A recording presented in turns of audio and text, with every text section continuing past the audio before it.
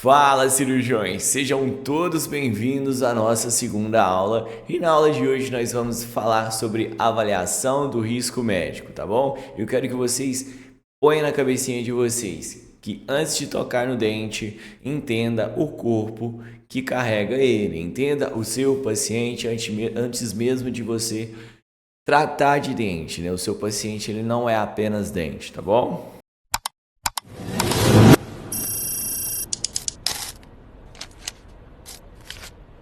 O maior erro na odontologia. Essa é uma realidade que me assusta bastante e deveria assustar você, meu colega cirurgião dentista, que é o seguinte: avaliar o seu paciente só pelo dente. Isso é um problema gravíssimo, pessoal, porque é o seguinte: o seu paciente ele tem que ser avaliado por completo.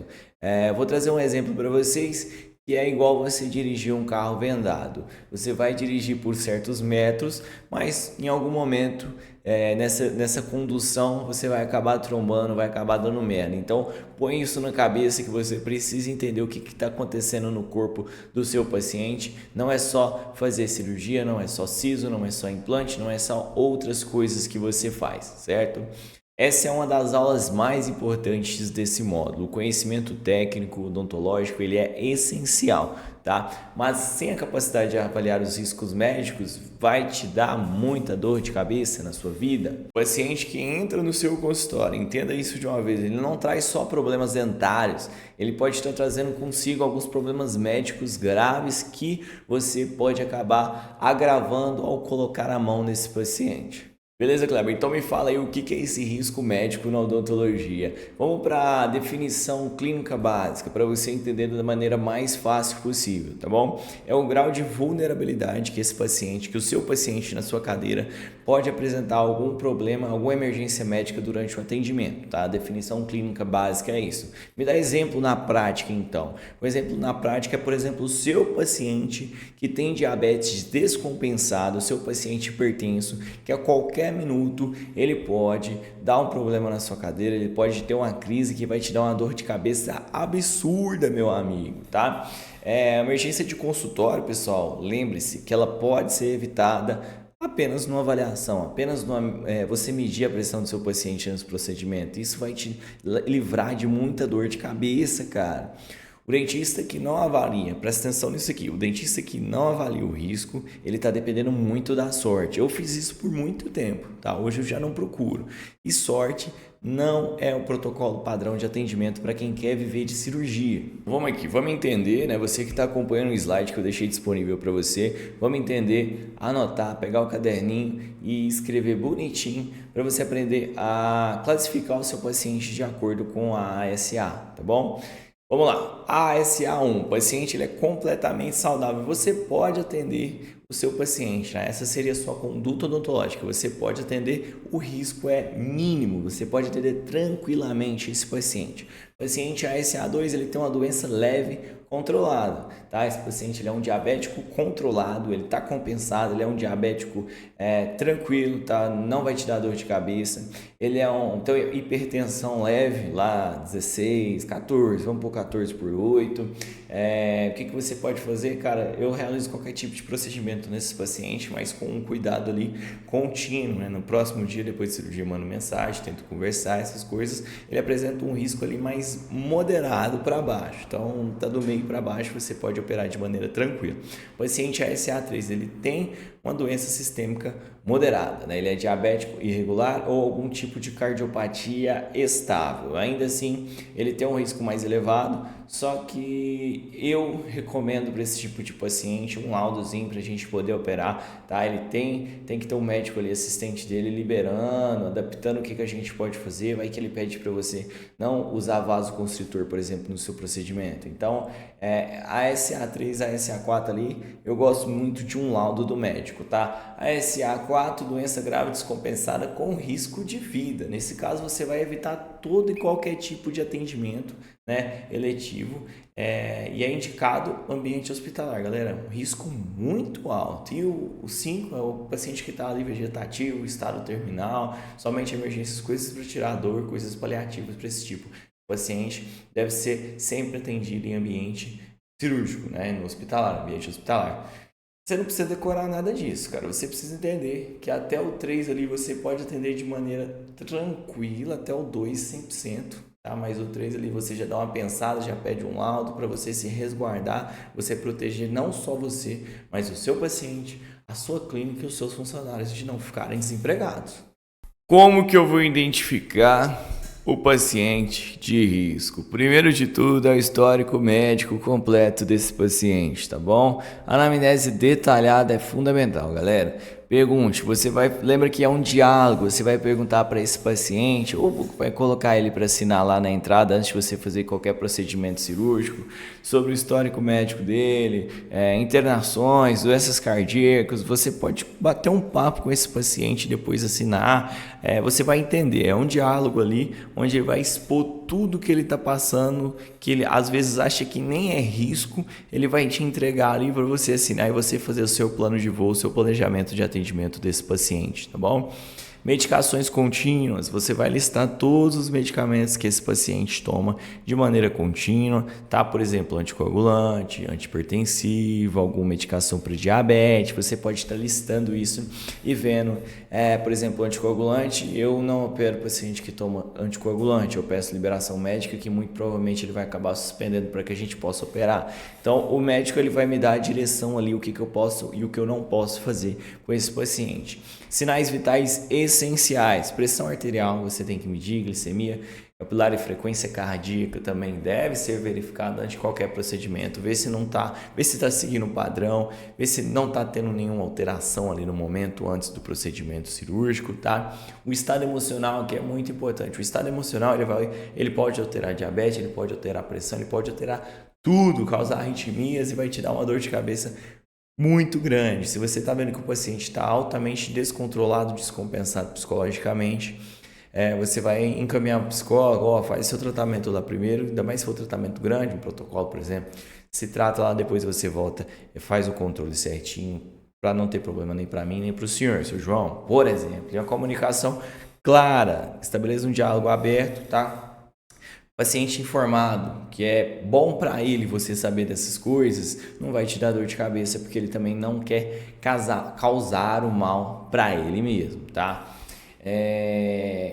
Vamos pegar um exemplozinho aqui, aquele paciente que fala assim, doutor, eu só tomo aquele remédio para pressão, né? Mas ele também é o mesmo que vai te dar uma dor de cabeça aí. O remedinho para pressão, às vezes é uma bomba aí, é muito forte, porque a pressão dele é altamente descontrolada, enfim, ele joga como se fosse um probleminha, mas na sua cadeira ali pode virar um problemão, por exemplo. Papel e caneta na mão, novamente, porque eu vou te passar os sinais padrões, os sinais vitais que você não precisa ligar o Red Alert, você pode estar no Green ali, você pode operar sem nenhum problema, tá? Pressão arterial, 2/8, padrão ouro, eu opero até 16/8, tranquilamente, tá? Nunca me deu problema, agora acima de 18, né, vamos adiar esse tratamento, certo? Vamos pedir uma liberação, se ele veio da segunda vez e deu 18 de novo, não vamos caçar dor de cabeça pra gente. Glicemia em jejum, 70 a 100 é o ideal. Abaixo de 70 a gente tem um risco de hipoglicemia, que vai te dar uma dor de cabeça, e acima de 200 risco muito aumentado nesse procedimento cirúrgico. Então, esse aqui eu sigo certinho, acima de 200 eu não opero, e abaixo de 70 também eu não opero, porque é dor de cabeça com certeza. E a frequência cardíaca desse paciente, batimentos normais variam de 60 a 100, tá? Muito baixo ou muito alto, vamos ter uma necessidade ali que tem alguma coisa acontecendo, não só ansiedade desse paciente. Cara, eu já operei acima de 120, mas não recomendo, né? Vamos seguir aqui o padrãozinho, 100, 110, beleza? Tá acima disso, não tá acalmando, a gente tá conseguindo acompanhar. Vamos postergar essa cirurgia, se tiver de novo, aí sim você vai indicar ele para o médico, tá bom? Galera, entenda que a verificação desses sinais vitais não é perda de tempo, tá? 5 minutos ali, vamos pôr como um investimento. Você vai investir 5 minutos em atenção no seu paciente, que vão te poupar horas e horas na delegacia para depor, horas e horas você explicando para essa família por que você não fez isso, horas e horas de problemas na sua cabeça e no seu consultório, entendeu? Então, 5 minutinhos ali para o paciente vai te poupar de muito. Eu vou te passar uma colinha aqui, umas condutas que você deve seguir para evitar esse tipo de problemas, né? No seu consultório, tá bom?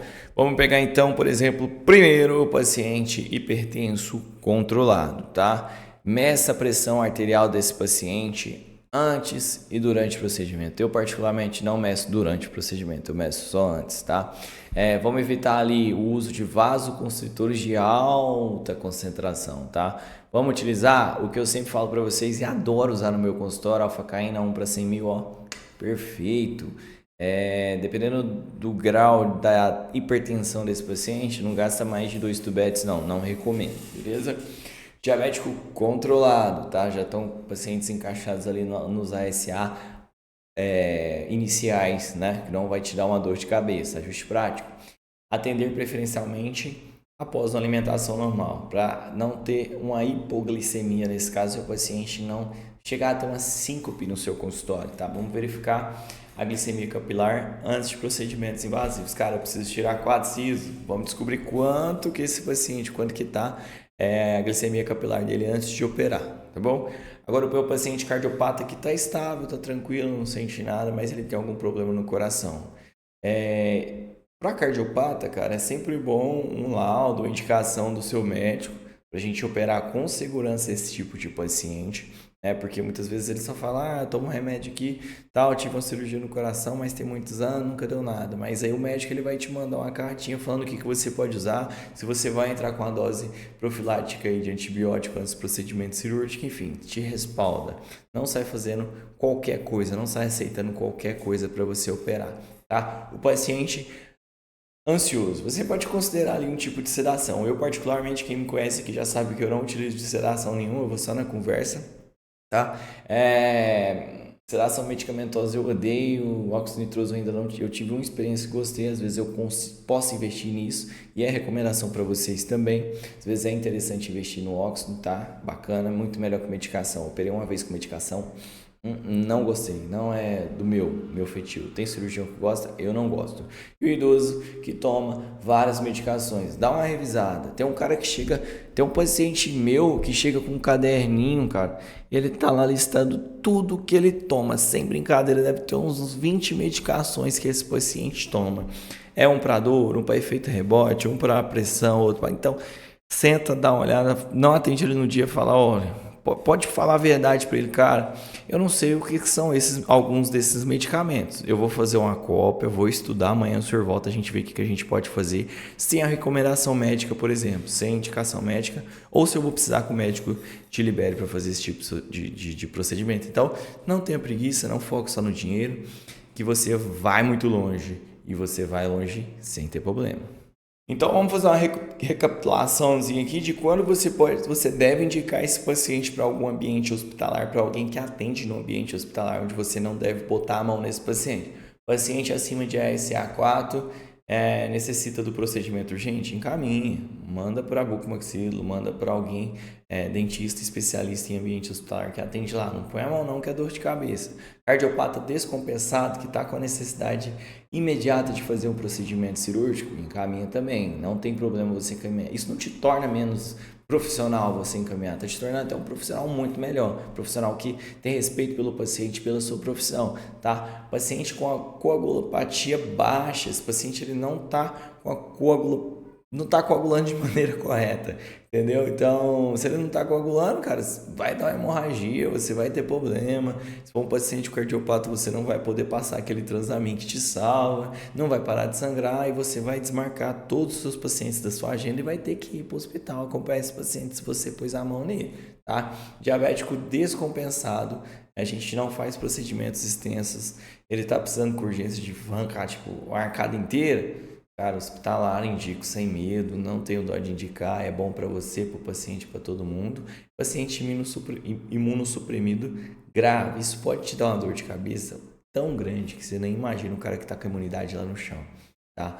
Vai vir uma infecção fodida, vão culpar que foi o seu procedimento cirúrgico, sendo que não é, vai te dar uma dor de cabeça imensa, isso aí também a gente manda pro ambiente hospitalar, tá? Importante, conheça os seus limites, é competência profissional você saber onde está o seu limite, até onde o seu conhecimento vai, para você não fazer cagada. Saiba quando indicar o paciente. Saber indicar o paciente também é profissionalismo, tá? Ah, mas qual é a vantagem que o ambiente hospitalar tem? Cara, tem várias especialidades médicas lá, monitoramento avançado, tem UTI se precisar internar esse paciente, tem medicações de emergência.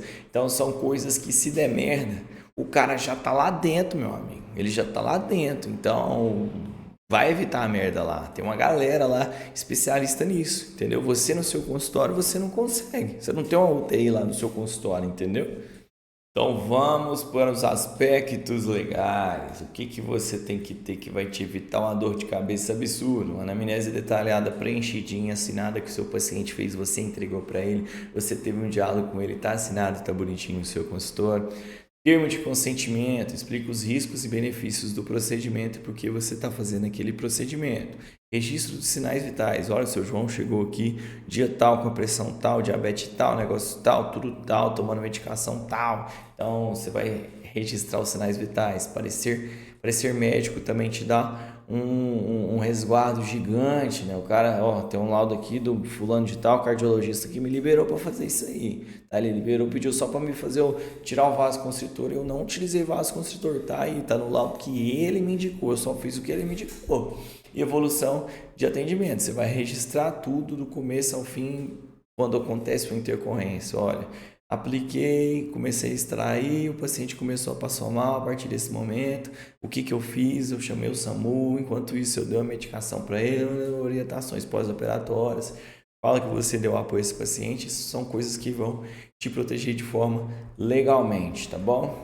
Lembre-se que a documentação bem preenchida, bem escrita, vai te salvar de um problema. Em casos de complicações, o seu prontuário que está bem preenchido é melhor do que qualquer advogado que você achar aí, do mais caro ao mais barato. Então, tenha o seu respaldo. Antes de tocar no dente, entenda o corpo que carrega ele, tá? O paciente de risco não assusta o cirurgião preparado, ele o respeita.